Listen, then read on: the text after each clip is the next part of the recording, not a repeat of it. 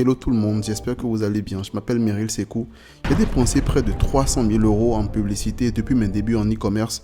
Et dans cette vidéo, je vais vous expliquer dans les moindres détails comment analyser les résultats de vos publicités Facebook. Quels indicateurs regarder afin de pouvoir mieux scaler ses publicités et d'augmenter son chiffre d'affaires tout en restant profitable. Et quand les publicités ne sont pas rentables, quels indicateurs regarder pour pouvoir déceler la source du problème et quelles actions mettre en place afin de pouvoir relancer la machine. Alors, il ne s'agit pas des vidéos théoriques dont on a l'habitude sur YouTube, non, absolument pas.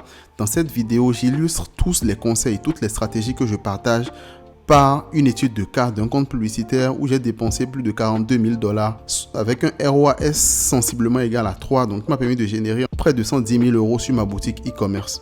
Donc dans cette vidéo, vous verrez concrètement les coulisses, comment je fais pour dépenser autant tout en restant profitable, comment j'analyse mes publicités. Je réponds à toutes ces questions dans cette vidéo, du coup, suivez-la attentivement, prenez de quoi noter, restez jusqu'à la fin et vous en tirerez un maximum de valeur. Bienvenue sur la chaîne si tu es nouveau. Ici, nous parlons d'e-commerce, d'entrepreneuriat et de mindset en général. Alors, si ce sont des sujets qui t'intéressent, je t'invite à t'abonner à la chaîne et à activer la cloche de notification afin de ne rien rater des futures vidéos qui, je suis sûr, t'apporteront un maximum de valeur. Si tu es également intéressé par le e-commerce dropshipping, j'ai préparé pour toi dans la description une formation 100% gratuite dans laquelle je te partage les stratégies que j'utilise pour pouvoir réussir en e-commerce en 2022. Sans plus tarder, entrons dans le vif du sujet.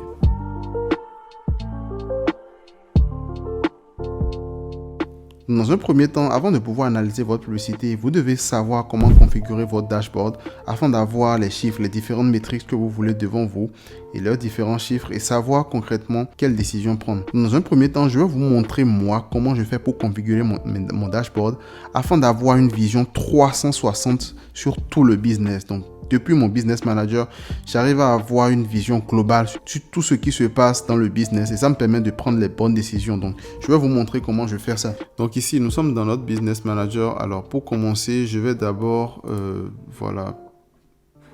Donc, dans le business manager, en fait, il y aura beaucoup de choses qui seront floutées, hein, ce qui va de soi. Mais en gros, je vais vous montrer comment personnaliser les colonnes. Donc, vous venez au niveau de colonnes, d'accord? Ensuite, vous cliquez sur personnaliser les colonnes. Je vais vous montrer comment le faire de A à Z afin que vous-même vous puissiez répliquer ça après avoir suivi la vidéo. Donc, dans un premier temps, on va rechercher le montant dépensé, d'accord? On coche. Ensuite, on va rechercher le ROAS total. On coche. On décoche les deux là, voilà. Ensuite, on va rechercher achat. Donc, au niveau d'achat, on va cocher trois choses. Valeur, unique et coût. D'accord? Ensuite, on va décocher ces éléments-là comme d'habitude. Voilà. Ensuite, on va chercher clic unique. Donc, clic unique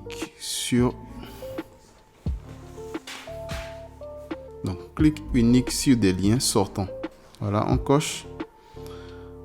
Ensuite, on va rechercher vue de page de destination. D'accord? Unique toujours, on coche. Ensuite, on va chercher les ajouts au panier. Donc, ajout au panier. Pour ça, on va cocher unique et coût. D'accord? On décoche ceci ici. Ensuite, on va chercher les ajouts des informations de paiement. D'accord? Unique, coût également.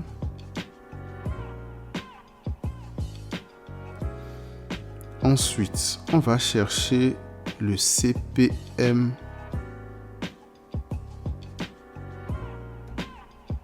Voilà, coût pour 1000 impressions.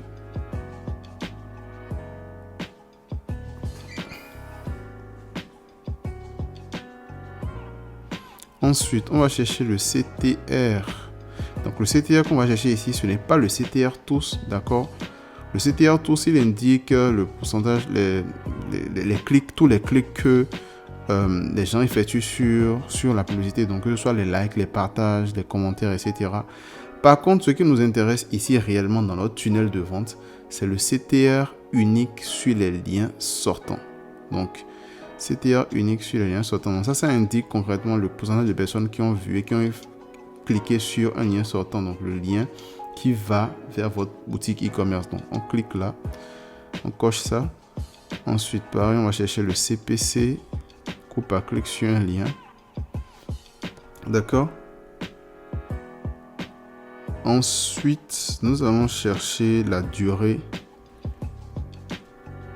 de lecture moyenne de la vidéo. Voilà. Et puis, c'est tout. Donc, voilà un peu comment je configure ma vision. D'accord? Ça s'appelle la vision 360. Vous allez comprendre bientôt. Donc, voilà concrètement comment j'ai configuré la vision sur mon Business Manager. Maintenant, nous allons passer à l'analyse proprement dite. Alors, pour analyser, nous analysons par rapport aux métriques, d'accord? Donc, aux indicateurs de performance, comme on peut le dire. Et la reine des métriques, la reine des indicateurs de performance en matière d'e-commerce, c'est le ROAS, donc le retour sur investissement. Donc, c'est ça qui nous permet concrètement de savoir si nous gagnons de l'argent ou si nous en perdons. Et pour pouvoir faire des analyses, nous devons connaître les références, donc les benchmarks. Le ROAS de référence s'appelle le ROAS Break-Even. Donc, c'est par rapport à cet ROAS là que nous allons prendre toutes les décisions qui vont suivre. Donc, je vais vous montrer maintenant comment on détermine ce ROAS Break-Even là. Alors, nous voici ici. Donc, le ROAS Break-Even, c'est le ROAS au seuil de rentabilité, d'accord? Donc, pour le déterminer, supposons, nous avons un produit que nous vendons à 30 €, d'accord? Et le produit nous coûte 7 € à l'achat, d'accord? Et donc, le produit nous coûte 7 € chez notre fournisseur. Et moi, je suppose souvent aussi des frais additionnels, donc les frais de transaction de Stripe, PayPal et tout ce qui va avec. Pour être assez large, je mets généralement 10%. Donc, ça n'atteint jamais 10%, mais pour assurer mes arrières et avoir une bonne marge d'erreur, en fait, je mets 10%. Donc, les frais, on va les estimer alors à 30 € fois 10%, donc 3 €. Ce qui fait qu'en tout, 10 € de charge. Excusez mes talents de dessinateur. Donc, on a en tout 10 € de charge. Donc, ça nous permet de dégager notre marge brute. Donc, notre marge brute sera donc égale à 30 € moins 10 € égale à 20 €. Donc, dans ces conditions-là, notre ROAS break-even au seuil de rentabilité sera égal à 30 divisé par 20 €. Donc, ce qui donne 1,5. D'accord? Donc, c'est ça concrètement notre ROAS break-even. C'est cette métrique-là qui est la référence. Ainsi, si le ROAS de nos publicités est supérieur à ça, on sait que nous sommes rentables. On sait qu'on gagne de l'argent, qu'on fait du bénéfice. Et si le ROAS est inférieur à ça, on sait qu'on perd de l'argent, qu'on est déficitaire. Donc, en règle générale, si le ROAS est supérieur à 1,5, nous allons scaler. Et si le ROAS est inférieur à 1,5, alors ça veut dire que nous ne sommes pas rentables. Et dans ce cas, il y a plusieurs manières d'analyser. Et dans la suite, je vais vous montrer en détail par détail, les différentes analyses que vous allez faire. Donc, si vous regardez bien sur cette boutique-là, dans ce Business Manager-là, alors sur cette boutique-là, notre ROAS minimum était de 1,35. Donc, le ROAS en moyenne ici est de 2,24, ce qui n'est pas vrai parce que, voilà, vous le savez, avec l'iOS 14, on n'a pas pu traquer tous les événements. Mais en vrai, notre ROAS avoisine les 3. Donc, pour un ROAS minimum de 1,35, nous sommes confortablement rentables. C'était le cas parce que le produit ne nous coûtait 3 fois rien, mais on arrivait à le vendre quand même avec une marge confortable. Donc, voilà ce qui nous a permis d'être confortablement rentable sur ce produit-là. Maintenant, donc tous les zéros, donc ici par exemple, on est à 2,39 de ROAS supérieur à l'ROAS minimum. Donc là, le budget, c'est la raison pour laquelle nous avons augmenté le budget. Donc si vous avez vu, nous avons dépensé plus de 9 000 $ sur ces publicités-là. Pareil ici, donc supérieur toujours Pareil ici.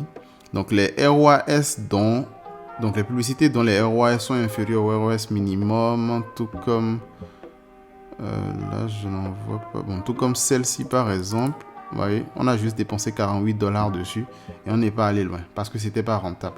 Alors, en gros, je tiens à clarifier quelque chose. Ici, nous sommes dans une boutique qui est en phase de scaling. Donc, la créative avait déjà été validée.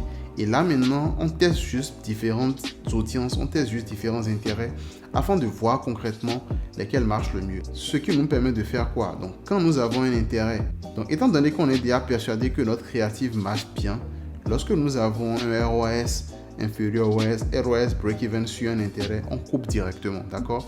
Mais si vous, dans votre cas, vous êtes en phase de testing, vous testez plusieurs créatives et vous voyez que vous n'êtes pas rentable du point de vue du ROAS, alors je vais vous montrer étape par étape comment faire pour analyser quelle décision vous allez prendre dans la suite de la vidéo. Donc, si la publicité n'est pas rentable, il y aurait plusieurs raisons à ça. Donc, ça peut être les créatives, ça peut être le site web. Il y a plusieurs raisons.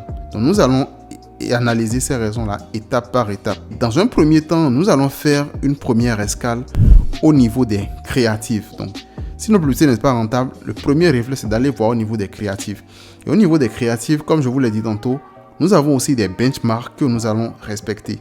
Donc, en l'occurrence, les benchmarks au niveau des créatives, il s'agit de quoi? Personnellement, j'utilise essentiellement 3 benchmarks, d'accord?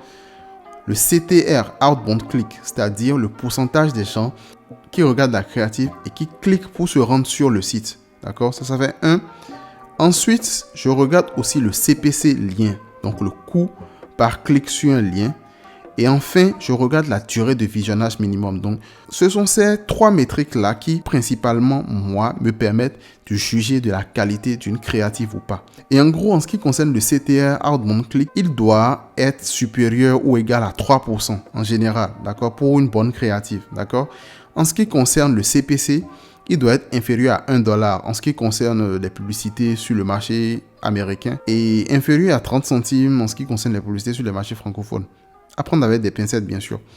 Et en dernière position, la durée de visionnage, elle doit être supérieure à 10 secondes de manière optimale. Donc, en ayant ces 3 indicateurs-là, vous êtes sûr que vous avez fait une très bonne créative et donc que le problème ne se situe absolument pas à ce niveau. Je vais vous montrer dans le Business Manager ce que ça donne.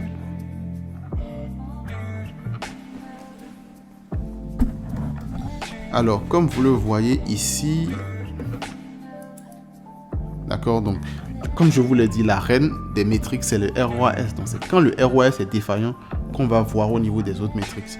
Donc, ici, nous avons une créative quand même avec un CTR de 3,79 par personne, on va dire, dans la globalité, quoi. Donc, la créative est une très bonne créative, mine de rien. Une créative assez bonne, mine de rien. Ensuite, on a le CPC. Donc, le CPC... il est où? Voilà, le CPC coût par clic sur un lien. Donc ici, il avoisine les 0,32 $.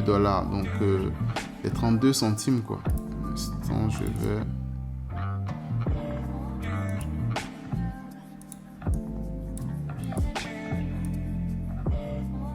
Donc le CPC ici avoisine les 32 centimes. Donc, c'est supérieur à 32 $. Mais comme je vous l'ai dit encore, on était rentable, donc pas de souci. Et en troisième position, on a la durée de lecture moyenne. Donc ici, elle est de 8 secondes. En moyenne, sur les boutiques de dropshipping, on tourne généralement environ autour de 5 secondes. Donc ici, 8 secondes, c'est quand même assez bien, mais on aurait pu faire mieux. Ça, je vous l'accorde. Donc voilà un peu concrètement ce qui concerne les métriques que vous devez viser, d'accord, les chiffres que vous devez viser. Encore une fois, là, il n'y a pas le CPM, mais ça dépend encore d'un certain nombre de détails dont je ne peux pas parler dans cette vidéo, d'accord, sinon elle sera hyper longue. Mais voilà en gros ce dont vous pouvez vous inspirer. Donc dans ce cas, alors, qu'est-ce qu'il faut faire? Si votre CTR est inférieur à 3%, vous devez changer les 5 premières secondes des vidéos, varier avec une miniature beaucoup plus attirante, d'accord? Donc, varier avec une miniature qui est beaucoup plus attrayante, beaucoup plus catchy, beaucoup plus clickbait. Et si votre durée de visionnage est inférieure à 8 secondes, inférieure à 10 secondes, Vous devez aussi revoir voilà, vos premières secondes. Donc, vous devez essayer de faire une créative qui est beaucoup plus dynamique, beaucoup plus engageante, beaucoup plus entraînante et tout, avec la musique, en mettant des images qui incitent en fait l'utilisateur, qui incitent en fait vos clients à suivre la vidéo le plus longtemps possible. Donc voilà en ce qui concerne ces métriques-là. Et voilà comment vous pouvez faire une bonne créative. Je sortirai une vidéo dans les jours à suivre sûrement sur comment faire une bonne créative qui convertit. Donc après notre première escale au niveau de la pub, au niveau des créatives, si à ce niveau-là, nous avons tous ces éléments-là qui sont respectés, donc un CTR de plus de 3%, un CPC de moins de 30 centimes et une durée moyenne supérieure à 10 secondes, donc nous savons que nous avons bien fait le taf au niveau des créatives. Donc le problème, si nous ne sommes pas rentables, ne se situe pas au niveau des créatives. Le problème se situera dans ce cas-là au niveau du site web. Donc c'est là que nous allons faire notre deuxième escale. Donc la prochaine escale, ce sera au niveau du site web. Et une fois sur le site web, la première métrique que nous allons analyser, non, ce n'est pas l'ajout au panier, ce n'est pas le taux d'ajout au panier, ce n'est pas le nombre d'ajouts au panier, non. C'est une métrique que vous ne connaissez sûrement pas, mais c'est le rapport entre les clics sur les liens sortants et les vues de pages de destination. En effet, c'est une métrique qui nous permet de voir, ok, est-ce que ceux qui ont effectivement cliqué sur le bouton acheter, sur le bouton en savoir plus, est-ce que c'est effectivement tous ceux-là qui se sont réellement rendus sur notre boutique? Beaucoup de gens ne se posent pas cette question-là, mais pourtant, il y a beaucoup de dégâts qui se créent là. Je vous explique. Ce ne sont pas toutes les personnes qui cliquent sur le bouton en savoir plus, qui cliquent sur le bouton acheter maintenant, qui se retrouvent sur la page de destination, qui se retrouvent sur notre page produit. Non. Il y a beaucoup qui disparaissent dans le néant total. La principale raison, c'est quoi?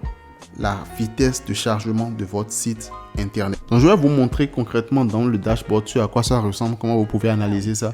Mais généralement, pour un site web normal, nous devons espérer une perte, d'accord, de 10%, d'accord. Donc, sur 100 personnes qui cliquent sur le bouton acheter, on doit espérer que 90 personnes au moins atterrissent sur notre page produit. Je vais vous montrer concrètement comment on voit ça. Donc ici, nous avons par exemple la colonne des clics sur les liens sortants et la colonne des vues uniques de page de destination. Donc ici, 24 000 personnes ont cliqué, mais seulement 17 000 ont effectivement vu. Alors, il n'y a pas de métriques pour remarquer la différence là dont je vous parle ici. Donc, c'est des métriques qu'on crée soi-même en gros. Donc, pour ce faire, vous venez ici, colonne, personnaliser les colonnes, d'accord. C'est des métriques qui ont déjà été créées ici, mais je vais vous montrer comment on le fait. Donc, on va mettre clic sur lien sortant par vue de page de destination. Voilà. Donc là, on va chercher simplement le nombre de clics, le nombre de vues de page de destination. D'accord, vue unique de page de destination. Voilà, divisé par le nombre de clics sur lien sortant. Et le format, ce sera en pourcentage, tout simplement. Donc, créer un indicateur. Et puis, c'est bon. On sélectionne cet indicateur-là. Appliquer. Personnaliser. Donc, on monte ça. Clique sur lien sortant.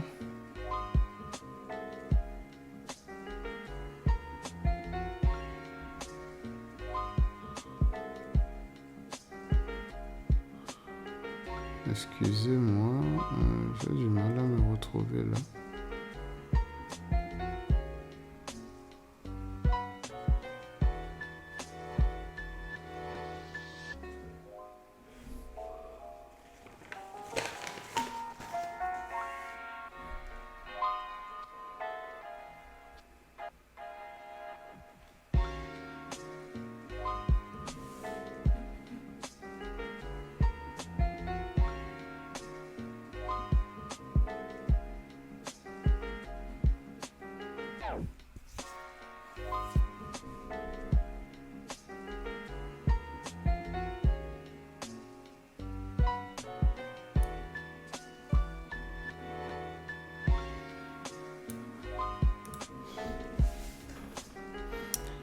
Voilà. Donc ici, vous voyez, on avait dit qu'on devait avoir environ une perte de 10%. Donc ici, on a... Donc ici, entre 24 000 et 17 000, on a environ 61,42% de personnes en fait qui sont venues effectivement. D'accord, c'est énorme. Ça veut dire que notre page produit n'était pas rapide, n'était pas du tout rapide et qu'on pouvait améliorer ça. D'accord, on pouvait bel et bien améliorer ça, mais on ne l'a pas fait malheureusement. Mais parce qu'on était rentable, bah, on n'a réellement pas prêté attention à ça. Mais on pouvait quand même améliorer ça. Donc, ce drop-off là n'est vraiment pas bien. Et overall, ça nous fait un drop-off de 54% environ. Donc, c'est sûrement des gens qui ont cliqué sur le bouton. Et parce que la page mettait du temps à charger, bah, on a perdu environ 40% des gens, quoi. C'est réellement dommage. Parce qu'on aurait pu faire mieux. Avec du recul, je me dis que sur cette boutique, on aurait pu faire mieux. Alors voilà un peu la première métrique à analyser sur le site internet. Donc, c'est une métrique qui vous indique concrètement si votre page produit est rapide ou pas. Donc, pour le savoir, simplement, il y a un site qu'on appelle .com-tool.website. Voilà. .tool.com. Voilà.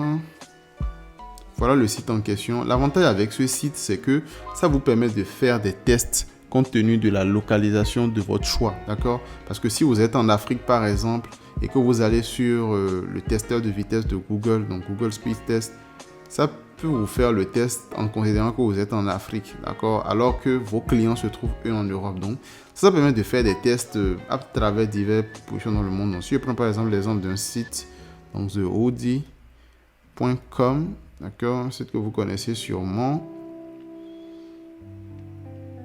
et que je fais run test. Donc ici, je peux sélectionner la localisation. Donc je peux simuler par exemple une session depuis Londres, d'accord, Londres. Voilà, je peux sélectionner le navigateur. Je peux sélectionner par exemple, je peux dire par exemple qu'il vient d'un iPhone, d'accord, d'un iPhone XS Max. Et voilà, je fais run test.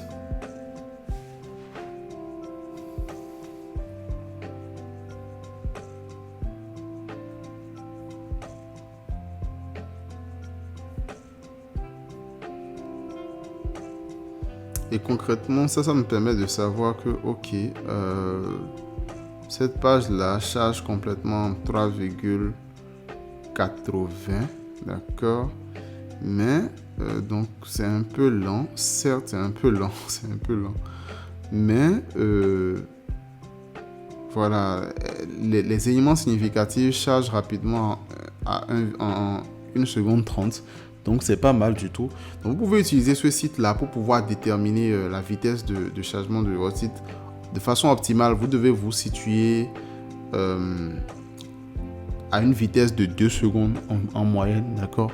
Mais quand ça va à 3 secondes, 4 secondes, surtout quand c'est en dropshipping, là on parle d'une marque, là il s'agit d'une marque qui est hyper connue, qui est mondialement reconnue. Mais quand c'est en dropshipping où les gens ne vous connaissent de nulle part, franchement leur attention est limitée et ils ne vont pas hésiter à zapper si c'est trop long, quoi. Donc prenez ça en compte. Ça peut vous faire perdre énormément en rentabilité. Donc voilà concrètement ce dont il s'agit. On a perdu énormément de personnes ici, d'accord, environ 30 000 personnes. Donc c'est une estimation et je dis peut-être n'importe quoi, mais on avait un taux de conversion de 2,5% sur cette boutique-là. Si on fait 30 000 fois 2,5 sur 100, ça fait environ 750 personnes, quoi, d'accord, 750 personnes. Et étant donné qu'on avait un panier moyen de 27 € sur cette boutique-là, ça allait faire 750 fois 27. D'accord? Donc on a laissé environ 20 000 € de supplémentaires juste en ne réglant pas ce problème. Parce qu'on était rentable, on était juste aveuglé par ça, quoi. On n'a pas vu ça. Donc prenez réellement ça à cœur, d'accord? Prenez réellement ça à cœur. Donc vous pourrez mieux rentabiliser vos publicités et ça peut vous permettre de gagner encore davantage d'argent. Donc ne négligez pas cet aspect-là de la chose. Et si votre page est lente comme ça, d'accord, utilisez simplement une application qu'on appelle Crushpix. Donc l'image s'affiche ici. C'est une application qui vous permettra de compresser les images en fait et de les charger afin qu'ils se chargent beaucoup plus rapidement, quoi. Donc utilisez de moins en moins de GIF, utilisez des images de format JPEG au lieu de PNG parce que les JPEG prennent moins de temps à charger que les PNG. Donc ça peut énormément améliorer votre vitesse. Alors, nous venons d'éponger encore cette hypothèse-là. Maintenant, si concrètement, tous ceux qui cliquent, d'accord, arrivent effectivement sur la boutique, donc le problème n'est pas au niveau de la vitesse du site, tout est impec là, mais nous avons quand même du mal à être rentable. Alors là, donc nous avons nos créatifs qui sont parfaites, notre site qui charge bien, mais nous avons du mal à être rentable. Donc le problème à ce niveau-là se trouve où concrètement? Donc là, ça se trouve bel et bien au niveau de l'ajout au panier. Nous n'avons pas assez d'ajout au panier. Donc ça pourrait s'expliquer de diverses manières. Donc en général, et selon les prix de votre produit, d'accord, en général selon les prix de votre produit, en général pour des produits qui coûtent moins de 50 euros, en général, vous devez pouvoir avoir près de 10% de taux d'ajout au panier, si ce n'est même plus.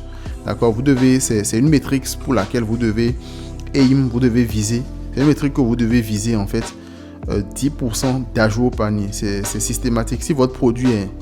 Et si ce n'est pas le cas, si vous n'avez pas ça en fait et que vous n'êtes pas rentable, d'accord, le problème est peut-être au niveau de votre produit, d'accord, c'est possible. Le problème est peut-être au niveau de votre prix, d'accord, c'est un peu trop cher ou c'est un peu trop bas, donc trop beau pour être vrai. Le problème est peut-être au niveau de votre off-marketing ou le problème est au niveau de votre copywriting. Et si c'est un de ces trois éléments-là, franchement, je vous invite à regarder la vidéo qui s'affiche juste ici, qui vous montrera comment faire pour pouvoir régler ces divers problèmes-là. Donc, en général, comme j'ai dit, votre taux d'ajout au panier doit être aux environs de 10%, d'accord?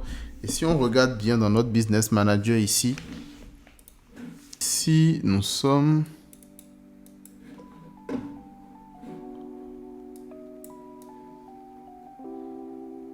Donc, comme d'habitude ici, d'accord, ajout au panier. Nous allons créer la matrix là. Donc, c'est une personnaliser les colonnes. Voilà, ATC, vue de page de destination, voilà.